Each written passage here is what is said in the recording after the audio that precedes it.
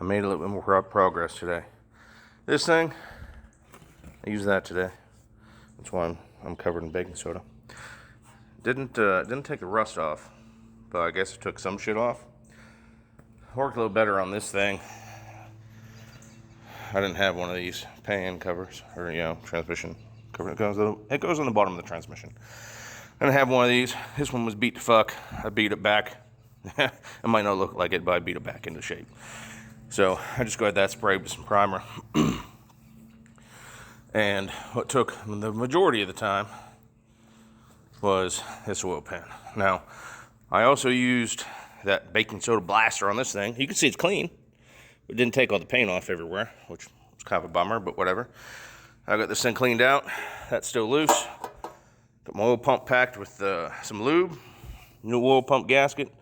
This come off the old gasket like this that goes into the pump. So I figured I might need to use that. I have another 2 gaskets up there. I'm not even sure what those 2 were for. And then this one, I'm assuming is supposed to replace this copper crush washer. I'm going to reuse the copper crush washer. I got the pan rear all cleaned up. I don't have enough time to install the oil pump and the pan today because I gotta leave for class soon. So it's almost 6 o'clock. I gotta leave here by 6:30, and I haven't eaten. I gotta get a shower. So that's where I'm at with this thing. Oh, one more thing. So I got some stainless hardware for the pan, some bolts and lock washers. So that'd be kind of fancy. So I was thinking about putting the heads on, but I haven't put the valve stem seals in there yet. Where are they? Found them.